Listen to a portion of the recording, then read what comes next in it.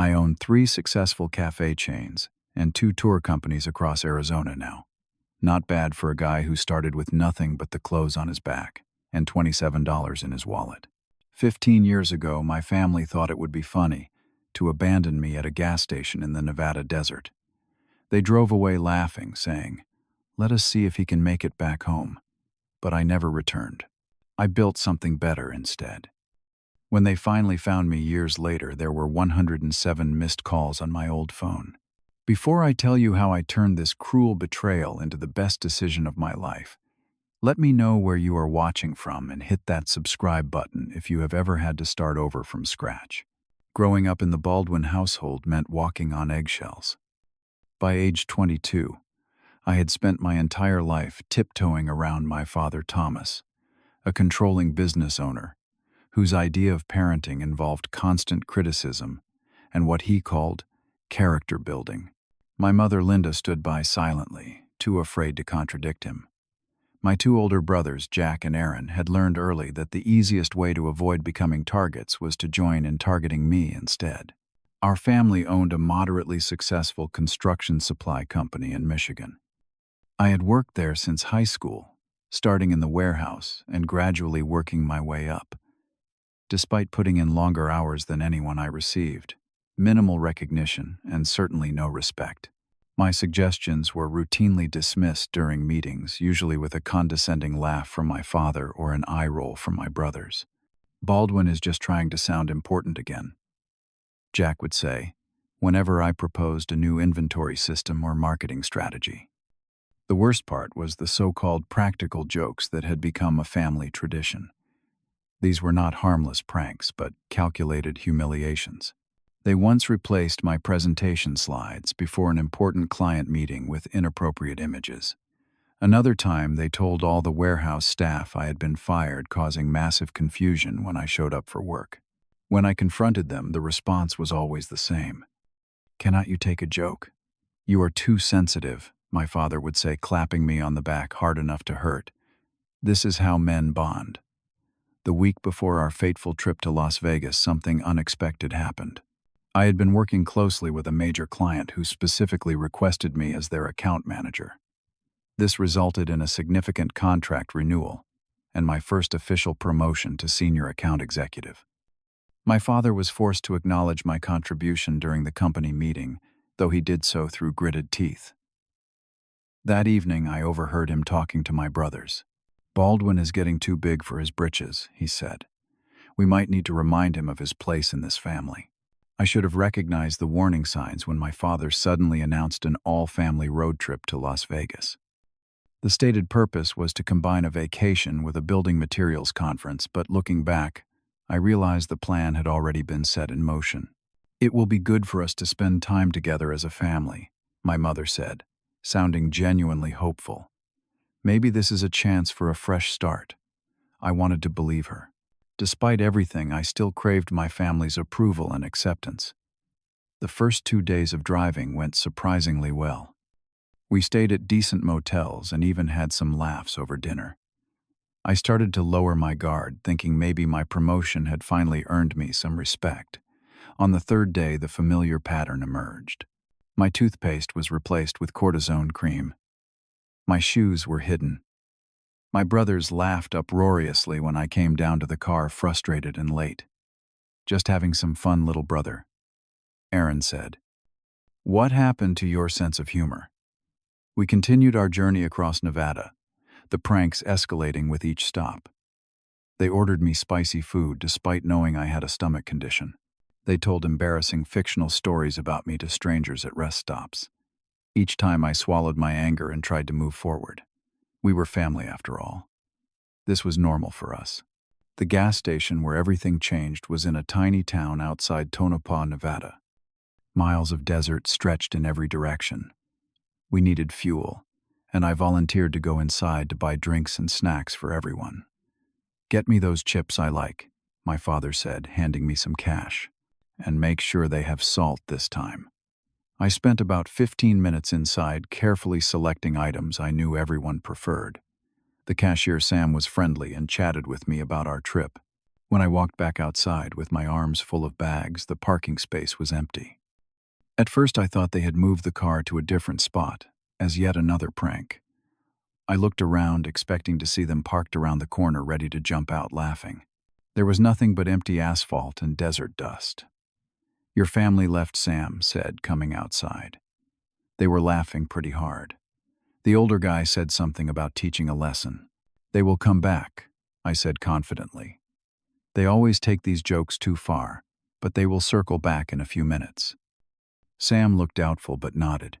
I sat on the curb with my bags of snacks, trying to call my father, then my brothers, then my mother. All went straight to voicemail. After 30 minutes, I found a note tucked into one of the shopping bags. In my father's handwriting, it read, "Let us see if the big shot executive can make his own way back. Maybe this will teach you some humility." As the minutes stretched into hours, my confidence faded. The desert sun beat down mercilessly as I continued calling, leaving increasingly desperate messages. By evening, the reality had set in. This was not a brief joke. They had actually left me stranded in the middle of nowhere. "You can use our phone if you need to call someone else," Sam offered as the gas station prepared to close. He looked genuinely concerned. "Do you have friends who could help?" The sad truth was I did not. My entire life had revolved around family and work. I had acquaintances, but no one I could call for a rescue hundreds of miles from home. "There is a motel about half a mile down the road," Sam said finally. "I can lend you enough for a night. Pay me back whenever you can." That simple act of kindness from a complete stranger stood in stark contrast to what my own family had done. I accepted the loan with genuine gratitude, gathered the now warm drinks and melted chocolate bars, and walked to the Desert Rest Motel as the sun set over the Nevada landscape. I woke the next morning to a series of text notifications. My brothers had sent mocking messages throughout the night. "Made it to Vegas, yet superstar from Aaron. Dad says to call when you are ready to apologize for your attitude from Jack." There was a voicemail from my father. "This will teach you some humility, Baldwin. When you have had enough, call us and admit you need us. We will come get you if you ask nicely." Something shifted inside me as I stared at those messages. All my life I had been trying to earn love and respect that should have been freely given. I made a decision in that moment that would change everything. I would not call. I would not beg. I would not give them the satisfaction. My original plan was simple survival and petty revenge. I would find my own way for a few days, make them worry, then resurface on my own terms. I had no idea those days would turn into years. The motel where I stayed was owned by Maria Alvarez, a kind woman in her 50s, who found me sitting dejectedly in the lobby trying to figure out my next move. "Family troubles?" she asked, seeing my expression. When I explained my situation, leaving out the most humiliating details, she nodded knowingly. "I left my own family in California 30 years ago," she said. "Sometimes the people who should love you the most are the ones who hurt you the worst." Maria offered me a temporary job helping with maintenance and front desk duties in exchange for a room. It was basic work, but for the first time my efforts were appreciated. Guests thanked me when I fixed their air conditioning or recommended local places to eat. Maria expressed genuine gratitude for my organizational suggestions that improved their booking system. "You have a good head for business," she said one evening as we sat drinking coffee after closing. "Better than my son, who was supposed to take over this place someday." 1 week turned into 1 month. I learned every aspect of running the small motel, from maintenance to accounting. Local business owners began to recognize me, greeting me warmly when I picked up supplies or ate at the diner. I discovered a natural talent for hospitality and problem-solving that had been stifled in my family business. During those weeks, my phone would occasionally light up with calls from my family. The messages evolved from mocking to concerned to angry. I listened to a few but never responded. After 2 months, I changed my number and fully embraced my new identity. Maria introduced me to the local business community, including a retired entrepreneur named Frank who took an interest in my situation. After hearing my story and seeing my work ethic, he became an unexpected mentor. You have the drive and intelligence to build something for yourself, he told me. But you need to think bigger than motel maintenance. Frank helped me secure a small loan to purchase a struggling coffee shop on the edge of town. The previous owner had failed to capitalize on the tourism potential of the area. I renamed it Desert Dawn Cafe and focused on creating a welcome rest stop for travelers with quality coffee and local specialties. The first months were grueling. I worked 18-hour days learning as I went and making countless mistakes. But gradually the cafe developed a reputation among travelers and locals alike. I hired my first 2 employees, both people who, like me, were rebuilding their lives for various reasons. When the first anniversary of my abandonment passed, I was too busy with a cafe expansion to even notice the date. My confidence had grown along with my business skills.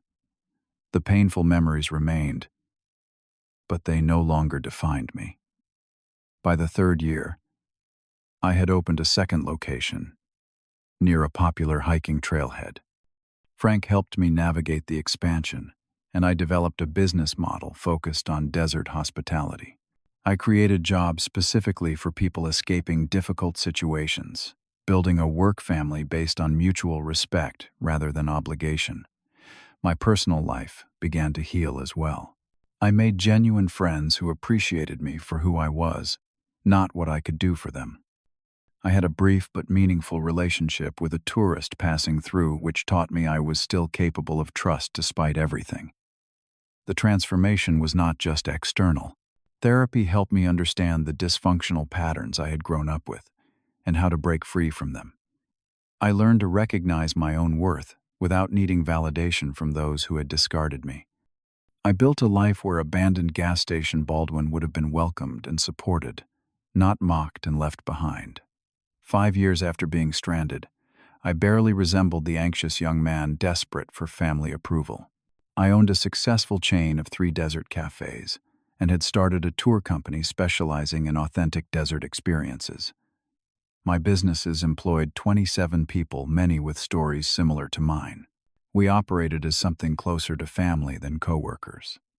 We celebrated birthdays and achievements. We helped each other through difficult times. The contrast with my biological family could not have been more stark. I still occasionally had nightmares about the abandonment, waking up in a cold sweat, thinking I was still waiting at that gas station. But these episodes grew less frequent as my new life solidified around me. Then came the magazine article that changed everything again. Arizona Business Monthly did a feature on entrepreneurs who had transformed struggling desert communities. They photographed me in front of my flagship cafe and told the story of how I had arrived with nothing and built a thriving business. What I never anticipated was that the magazine would find its way to my cousin in Michigan, who immediately recognized me, despite the 5-year gap. The phone call came on an ordinary Tuesday afternoon. "Baldwin, is that really you?" The voice was vaguely familiar. My cousin Diane, whom I had always gotten along with reasonably well. "Diane," I replied cautiously. "How did you find me?" What she told me next made my blood run cold. According to my family, I had abandoned them during the Vegas trip. They claimed I had stormed off after an argument, refusing to return to the car. They had looked everywhere before reluctantly continuing their journey, assuming I would contact them when I cooled off. "Everyone was devastated," Diane said. "Your mom was sick with worry. They filed a missing persons report and everything." I sat in stunned silence, the phone growing slippery in my hand. The audacity of their lies was breathtaking. They had not only abandoned me, but had completely rewritten the narrative to make themselves the victims. "That is not what happened," I finally said, my voice barely controlled. "They left me at a gas station in the middle of nowhere. As a joke." The silence on the other end told me Diane was processing this alternative version. "I believe you," she finally said. "It sounds exactly like something Uncle Thomas would do." That conversation reopened wounds I thought had long healed. For days afterward, I struggled with anger that threatened to consume me. My friends and employees noticed the change, offering support without prying. Then I remembered something. Before changing my number, I had stored my old phone in a box of mementos. I dug it out, charged it, and scrolled through the history. 107 missed calls over the span of 6 months, along with dozens of voicemails and texts. The earliest messages confirmed exactly what had happened. Mocking texts from my brothers, stern lectures from my father about learning humility. Only my mother expressed any concern, though she too framed it as me running off rather than being abandoned. As the months progressed, the tone changed dramatically. Confusion, then anger, then increasingly desperate pleas for contact. The family story was evolving in real time, shifting from teaching Baldwin a lesson to Baldwin abandoned us. The gaslighting was so complete, they had probably convinced themselves of their own lies. After consulting with my therapist, I made a difficult decision. 10 years had passed since that day in Nevada. I was no longer defined by what they had done to me. Perhaps it was time to confront the past on my own terms. I spent months preparing myself emotionally. I wrote a detailed account of what had happened, including every painful memory to ground myself in the truth. I established clear boundaries for the potential encounter. I was not seeking reconciliation or forgiveness, only acknowledgement. On the 10th anniversary of my abandonment, I flew to Michigan and rented a car. The Baldwin Construction Supply building looked smaller than I remembered. Taking a deep breath, I walked through the front doors for the first time in a decade. The receptionist did not recognize me, but when I asked for Thomas Baldwin, her eyes widened slightly. "Do you have an appointment with Mr. Baldwin?" "Tell him his son is here," I said quietly. The commotion that followed was almost cinematic. My father emerged from his office, older and grayer, but with the same commanding presence. He froze mid-step, his face cycling through shocked disbelief and something that might have been guilt before settling on a forced smile. "Baldwin," he breathed. "My God, you are alive." My brothers appeared shortly after, both looking prosperous in their business attire. My mother arrived last summoned by an urgent call. When she saw me, she burst into tears and tried to embrace me. I stepped back, maintaining my distance. "You left me at a gas station in Nevada," I said without preamble. "You drove away laughing, saying it would teach me humility." No, my father interjected quickly. "You stormed off. We looked everywhere for you." I pulled out my old phone and played the voicemail he had left me the day after. "This will teach you some humility, Baldwin. When you have had enough, call us." The color drained from his face. My brothers looked at the floor. My mother sobbed harder. It was just supposed to be a joke, my father finally admitted. We were going to circle back after an hour or two.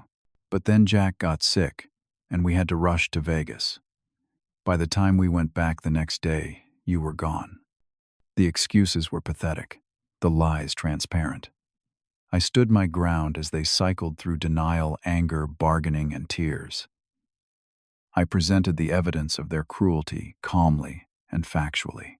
I described what it felt like to realize your own family had discarded you for fun. "We are sorry," Jack eventually said, looking genuinely remorseful. "We were terrible to you. I have thought about it every day for 10 years. "Come home," my mother pleaded. "We can be a family again. We have changed." My father offered me a senior position in the now expanded family business. Aaron suggested I move into his guest house while I got back on my feet. None of them had asked a single question about what I had been doing for the past decade. I did not come back for a job or a place to stay. I explained calmly.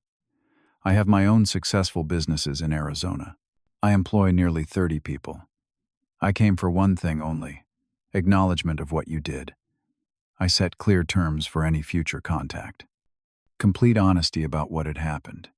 Respect for my boundaries. No expectations that I would rejoin the family business or move back to Michigan." I gave them my business card with my contact information. "If you can agree to these terms, you can reach out. If not, this is goodbye." The flight back to Arizona felt like shedding a heavy burden I had carried for years. Whether my family chose to respect my boundaries or not, I had stood in my truth. Their power over me was gone. To my surprise, my mother and Jack did reach out in the weeks that followed. They respected my guidelines, acknowledged their actions without excuses, and expressed genuine remorse.